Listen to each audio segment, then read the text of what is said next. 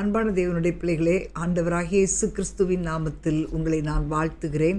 2 பேதுரு 1:19 அதிக உறுதியான தீர்க்க தரிசன வசனமும் நமக்குண்டு.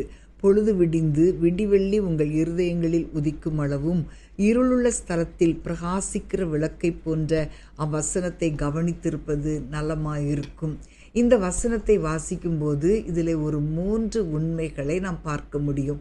முதலாவது, வேத வசனம் மிகவும் நிச்சயமானது, ரொம்ப ஒரு ஷுவரானது. அவ்வளோ நிச்சயமான வேத வசனம்தான் தேவன் நமக்கு எழுதி கொடுத்திருப்பது. ஆபிரகாமுடைய வாழ்க்கையிலே ஆண்டவர் வாக்குத்தத்தம் கொடுத்தார். அந்த வாக்குத்தத்தத்தை ஏற்ற காலத்திலே வரும்போது அது அவளுடைய கர்ப்பம் செத்து போனாலும், ஆபிரகாமுடைய சரீரம் செத்து போனாலும் தேவன் தம்முடைய வார்த்தையை நிறைவேற்றினார். அன்பான தேவனுடைய பிள்ளைகளே, அனுபவங்கள் மாறலாம், உணர்ச்சிகள் மாறலாம், ஆனால் தேவனுடைய வார்த்தைகள் மாறாது. ஒருவேளை நம்முடைய விசுவாசம் உணர்ச்சியிலும் அனுபவத்திலும் இருக்கவே கூடாது, அது தேவனுடைய வசனத்தில் இருக்க வேண்டும். 2வது ஒரு காரியத்தை பார்க்கிறோம். இந்த வேதம் இருளில் பிரகாசிக்கிற விளக்கு. இந்த முழு உலகமும் நமக்கு ரொம்ப வெளிச்சமாக தெரிஞ்சால் கூட ஸ்பிரிச்சுவலாக பார்க்கும்போது ஒரு பயம், ஒரு குழப்பம் அல்லது சோதனை, துன்பம், இப்படிப்பட்ட ஒரு இருளுக்குள்ளே இருப்பது போல இருக்கிறது.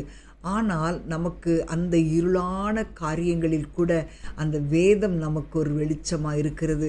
தாவீது சொல்லுகிறான், சங்கீதம் 119:105, உம்முடைய வசனம் என் கால்களுக்கு தீபமும் என் பாதைக்கு வெளிச்சமாக இருக்கிறது. வேதம் நமக்கு ஒரு விளக்கு போல வெளிச்சம் காட்டுகிறது, வழி காட்டுகிறது. யோசேப்புடைய வாழ்க்கையில் சிறைச்சாலையில் இருந்தாலும், போத்திபாருடைய வீட்டில் இருந்தாலும், அவன் தேவனுடைய வார்த்தையின்படி நடந்ததினால் அவனுடைய வாழ்க்கையிலே ஆண்டவர் ஒரு உயர்வை கட்டளையிட்டார். தாவீதுடைய வாழ்க்கையிலே பிரச்சனைகள் இருந்தாலும் அவன் கர்த்தரை பற்றி கொண்டு வாழ்ந்தபடினால் அவனுக்கு ஒரு ஆசீர்வாதம் கிடைத்தது. அதே போல் 3வது ஒரு காரியத்தை பார்க்கிறோம். பொழுது விடிந்து விடிவெள்ளி உங்கள் இருதயங்களில் உதிக்கும் அளவும். இந்த விடிவெள்ளி யாரு? இயேசு கிறிஸ்து.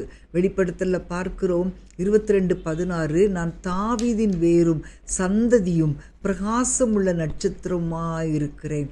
அப்போ நம்முடைய வாழ்க்கையில் தேவனுடைய வார்த்தையை நாம் கவனித்து நடக்க வேண்டும். அன்பான தேவனுடைய பிள்ளைகளே, கிறிஸ்துவின் வெளிச்சம் நம்முடைய உள்ளத்திலே முழுமையாக பிரகாசிக்க வேண்டுமானால் நாம் அதிகமாக வேதத்தை வாசிக்கணும். அதிகமாக வேதத்தை தியானிக்கும்போது அந்த வேதம் நம்மை வழி நடத்தும். அந்த வேதம் நமக்குள்ளே இருந்து நம்மை சரியான பாதையில் நடத்தும். இந்த வேதத்தை நம்ம கடைப்பிடிக்கலைன்னா நமக்கு ஒரு பெரிய ஆபத்து. ஆகவே பிரியமானவர்களே, வேதத்தை வாசிங்க, வேதத்தை நேசிங்க. அந்த நட்சத்திரமாகிய விடிவெள்ளி நட்சத்திரமாகிய கிறிஸ்து நமக்குள்ள பிரகாசித்து அந்த வெளிச்சம் நம்மை நடத்த வேண்டுமானால் அதிகமாக வேதத்தை நாம் பிரியமாய் வாசிக்க வேண்டும். நாம் அதற்கு ஒப்பு கொடுத்து ஜெபிப்போமா? அன்பின் ஆண்டவரே, உம்மை ஸ்தோத்தரிக்கிறோம் அப்பா. தகப்பனே, உம்முடைய வேதத்தை நீர் எங்களுடைய கையிலே கொடுத்திருக்கிறீர், அதற்காக உம்மை துதிக்கிறோம். அதிக உறுதியான நிலையான ஆண்டவரே அப்பா, உம்முடைய வார்த்தைகளுக்காக உமக்கு ஸ்தோத்திரம் அப்பா. ஆண்டவரே, இருளுள்ள ஸ்தலத்தில் பிரகாசிக்கிற விளக்கை போன்ற இருக்கிற உம்முடைய வார்த்தைக்காக ஸ்தோத்திரம்.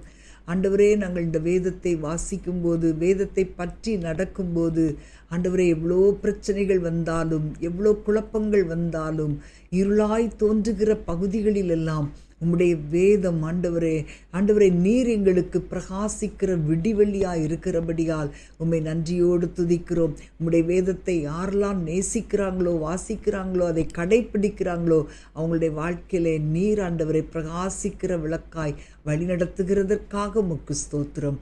இயேசுவின் நாமத்தில் பிதாவே, ஆமேன், ஆமேன். அன்பான தேவனுடைய பிள்ளைகளே, வேதம் இல்லைன்னா நம்முடைய வாழ்க்கை மிகவும் ஆபத்தான சூழ்நிலைக்கு போய்விடும். ஆகவே நீங்கள் வேதத்தை வாசிக்கும்போது, வேதத்தை மறந்தீங்கன்னா ஆண்டவர் உங்களுடைய குடும்பத்தை மறந்து விடுவார், உங்களுடைய பிள்ளைகளை மறந்து விடுவார். ஆகவே வேதத்தை அதிகமாக வாசிங்க. உங்கள் இருதயம் கொழுந்து விட்டு எரியும், உங்களுடைய வாழ்க்கை பிரகாசிக்கும். God bless you.